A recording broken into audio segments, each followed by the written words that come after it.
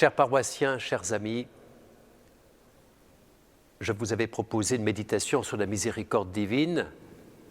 Vous savez combien le pape Saint Jean-Paul II tenait à cette fête. Il l'a instituée sur les indications de sainte Faustine Kowalska.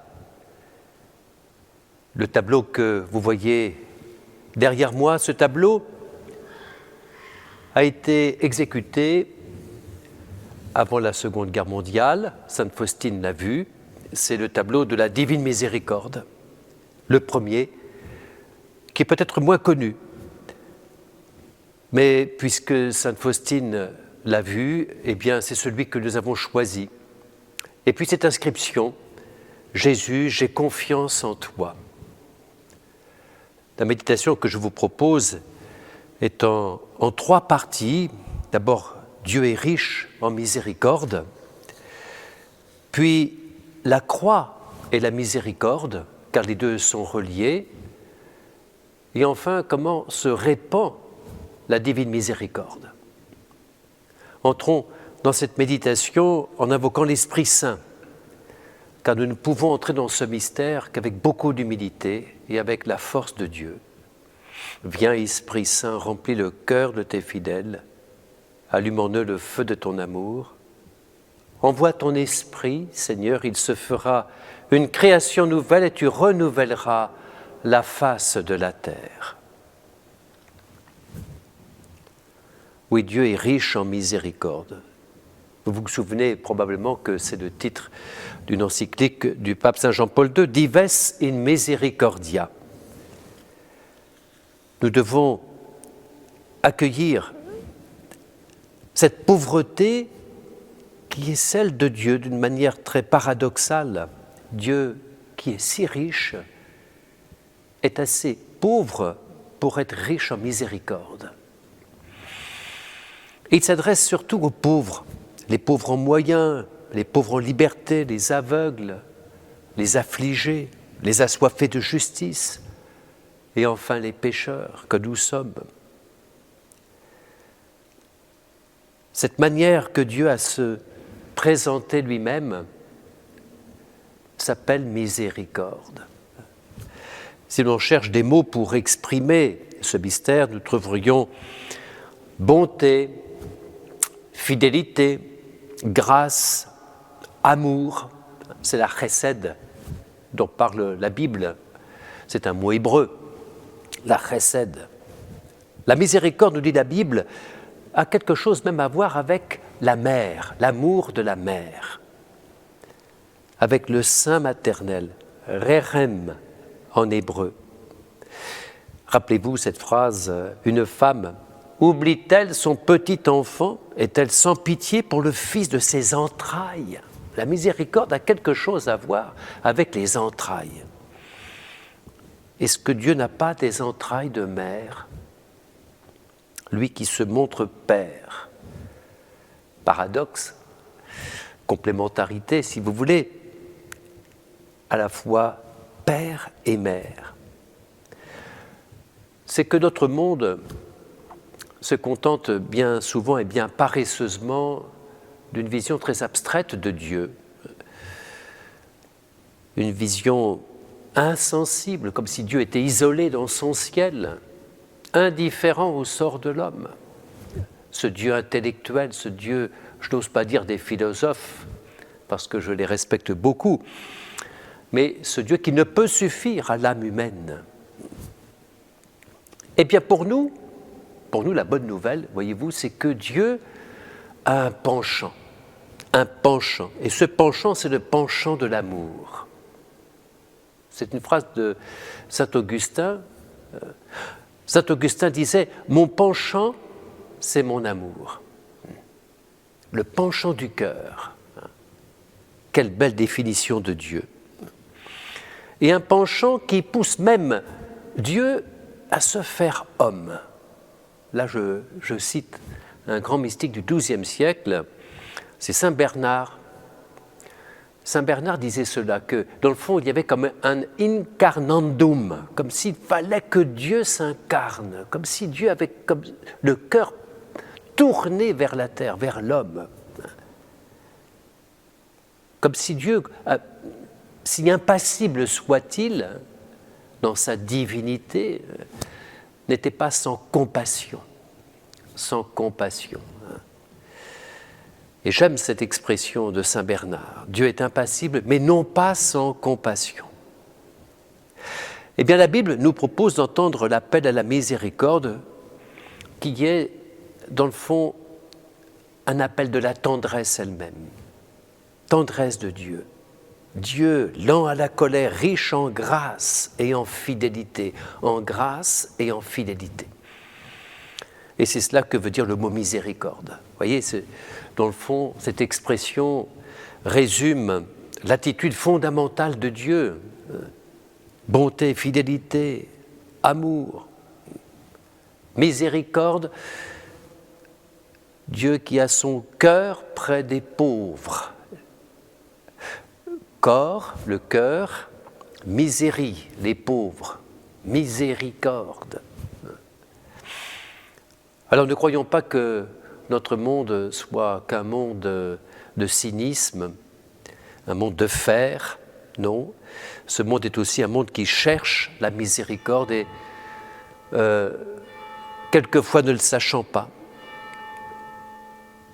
C'est pourquoi je vous invite à nous interroger sur nos préjugés et nos a priori sur le monde, sur les autres. Dans le fond, quel est mon penchant à moi ?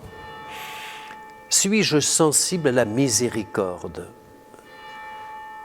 Quelle justice je cherche pour les autres ? Quel regard je porte sur les autres ? Est-ce un regard sans pitié ? Un regard sans bonté ? Un regard parfois implacable ? Nous qui sommes heureux de nous plonger dans l'adoration eucharistique, est-ce que nous cherchons comme l'amour miséricordieux le bien d'autrui, par-delà sa faiblesse et sa misère? Là, je pense que le contraire de la miséricorde, c'est la dureté, l'indifférence et finalement la raideur, une forme d'orgueil. C'est l'orgueil déçu qui risque de se transformer en désespoir. Et c'est pourquoi il faut bien un Dieu pour croire en la miséricorde. Après ces quelques questions qui nous introduisent au mystère de la miséricorde de Dieu, entrons dedans, entrons-y avec cette dimension de la croix, deuxième partie de cette méditation, la croix. Car c'est difficile de croire à l'amour sans passer par la croix. La croix plantée sur le calvaire, écrivait saint Jean-Paul II, émerge du centre même de l'amour. Elle est plus forte que le mal. Croire dans le Fils crucifié signifie voir le Père, signifie croire que l'amour est présent dans le monde et que cet amour est plus puissant que les maux de toutes sortes dans lesquels l'humanité et le monde sont plongés. Croire en un tel amour, écrivait-il, signifie croire en la miséricorde, la croix et la miséricorde. Aussi, Seigneur, nous te présentons les blessures les plus douloureuses de l'homme, souvent indicibles, mais aussi son mal, son péché. Et c'est là que la croix nous rejoint et nous empêche de désespérer. Blaise Pascal n'a-t-il pas écrit « Jésus-Christ n'a laissé toucher que ses plaies, mais c'est après sa résurrection. » Oui. Les marques de Jésus ressuscité, ce sont ses plaies, donc la souffrance. Alors nous croyons que la croix l'emporte sur notre mal. La plaie de ton côté sur la croix, Seigneur, est une blessure d'amour, car celui qui aime est blessé d'amour, selon le mot du Cantique des Cantiques. Saint Bonaventure a écrit que ton cœur est notre cœur. Et depuis Sainte Marguerite Marie, à Paray-le-Monial, en passant par l'institution de la fête de ton Sacré-Cœur jusqu'à Sainte Faustine. La miséricorde est bien l'attribut de Dieu le plus grand et le plus élevé, la perfection divine par excellence. Après les terribles épreuves du XXe siècle, dans la tourmente des moments que nous vivons en ce moment, Seigneur, nous nous confions à toi. Jésus, j'ai confiance en toi. Lorsque nous éprouvons le plus le sentiment de l'absence de Dieu au milieu des ténèbres et de la nuit de la foi, nous ne voulons pas nous résoudre à un monde devenu insensible à l'amour de Dieu notre Père. Nous ne pouvons pas nous résoudre à ce que l'humanité se réduise à la mortalité, à l'insignifiance des choses, au matérialisme qui envahit tout, voire aux ténèbres et au péché. Non, nous ne devons pas désespérer. Le mystère de la croix éclaire tout. Toi, Seigneur, tu ne te résignes pas à nos ruptures, mais tu les portes sur la croix. Et le pardon en est évidemment la manifestation. Toi, Seigneur Jésus, qui as dit « Père, pardonne-leur, ils ne savent pas ce qu'ils font ». Sainte Catherine de Sienne disait que le péché le pire, c'est non pas de faire le mal, mais c'est d'ignorer la miséricorde. C'est de tomber dans le fond dans le désespoir. C'est de tenir son propre mal pour plus grand que la miséricorde de Dieu. Et voilà que Dieu demande la conversion des pécheurs et non leur mort. S'ils ne se savaient pas pardonner d'avance, comment les pécheurs se convertiraient-ils ? Mais alors, me demanderez-vous, ceux qui ne se convertissent pas ? Eh bien, c'est le secret de Dieu et il ne nous l'a pas révélé. Nous, de notre côté, nous gardons les mots de Marie dans son Magnificat. Ta miséricorde, Seigneur, s'étend d'âge en âge sur ceux qui te craignent, c'est-à-dire qui ont mis leur confiance en toi. Et nous portons la prière de ceux qui souffrent, qui connaissent le deuil, le doute.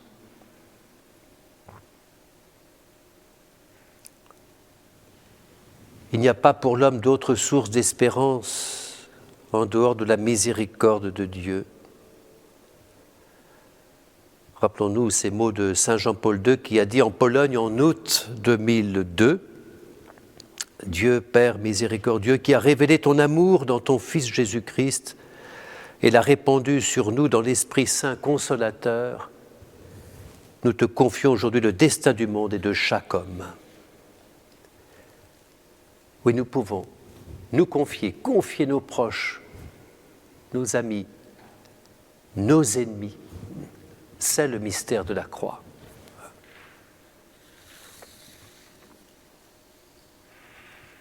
Enfin, troisième dimension, comment la miséricorde divine se répand dans le monde. Je me tourne à nouveau vers ce tableau de la divine miséricorde si étonnant. Jésus qui nous montre son cœur, ce cœur qui a tant aimé les hommes, comme il l'a dit à Sainte Marguerite Marie. Nous sommes dans une continuité spirituelle et mystique. Depuis l'apparition à Saint Thomas, bien sûr, le dimanche qui a suivi celui de Pâques, et qui pour nous aujourd'hui est devenu le dimanche de la Divine Miséricorde. Et vous avez bien compris que ce qui rayonne, ce qui jaillit du cœur percé de Jésus sur la croix, c'est son amour, c'est cette miséricorde. sous la double manifestation de l'eau et du sang. Saint Thomas, qui ne se doutait évidemment pas quel signe lui-même serait, en tout cas dont il serait l'occasion devant Jésus, ce fameux 8e jour après Pâques, tandis que Jésus lui montre son côté percé en l'invitant à plonger sa main dans ce côté, c'est-à-dire reconnaître de cœur, ce cœur qui a aimé jusqu'à pardonner sur la croix. Dieu veut que nous soyons associés au salut des hommes. Celui qui t'a créé sans ton accord ne veut pas te sauver sans toi. Il veut à la fois nous associer pour notre propre salut, comme disait saint Augustin, cette phrase est du saint d'Afrique du Nord, bien connu, saint Augustin. Il veut donc que nous soyons sauvés librement, que nous acceptions, que nous accueillions ce salut, mais que nous soyons associés au salut des autres. Voilà comment ce salut rayonne. Il se diffuse du cœur de Jésus à travers nous sur le monde. Nous pouvons intercéder pour les vivants et par-delà la mort pour les défunts. Même saint Paul a osé écrire qu'il aurait accepté d'être maudit et séparé du Christ pour l'amour de ses frères juifs. Quel paradoxe! Et pour prolonger cette stupéfiante réflexion de saint Paul, Catherine de Sienne a avoué à son père spirituel « Si j'étais tout embrasé de l'amour de Dieu, ne pourrais-je demander d'un cœur brûlant à mon Créateur de faire miséricorde à tous mes frères ?» Elle ne pouvait supporter qu'un seul de ceux que Dieu avait créés à son image et à sa ressemblance puisse se perdre. Et sainte Thérèse de l'Enfant Jésus, qui voulait s'offrir en victime à la place des pécheurs. Et dans l'enfer d'Auschwitz, saint Maximilien Kolbe, qui offrit sa vie à la place d'un père de famille. Il n'y a pas de plus grand amour que de donner sa vie pour ses amis. Ne pas se résigner à la noirceur des ténèbres. Toujours, cette fois-ci, Walter Casper, le théologien Walter Casper, dans son livre « La miséricorde », Walter Casper écrit « Les ténèbres du Golgotha se sont répandues sur le monde comme une nuit obscure, une éclipse de Dieu. Au milieu de cette nuit de la foi et de l'endurcissement croissant d'un monde devenu insensible à l'amour de Dieu, il nous est possible d'expérimenter dans le cœur de Jésus tout ce que Dieu souffre à cause de ce monde et de goûter à son amour infini envers nous, les hommes. Mystère incompréhensible qu'on ne peut démontrer et qu'on ne peut qu'expérimenter. Seuls les saints peuvent nous en dire quelque chose. Nous ne pouvons pas, nous, chrétiens, nous dissocier de la souffrance du monde. Non, car c'est Jésus qui la porte. Nous la portons avec lui puisque nous sommes son corps, l'Église. Et Thérèse a voulu être, comme vous le savez, l'amour de Dieu dans le cœur de l'Église. C'était là sa vocation et sa place. Thérèse qui a connu cela. Thérèse qui a voulu prendre cette place et ainsi a tellement su rayonner l'amour de Dieu. Et Mère Teresa qui a connu une nuit mystique jusqu'à sa mort en disant cette phrase « Si un jour je deviens une sainte, écoutez bien, c'est tellement extraordinaire, je serai sûrement celle des ténèbres.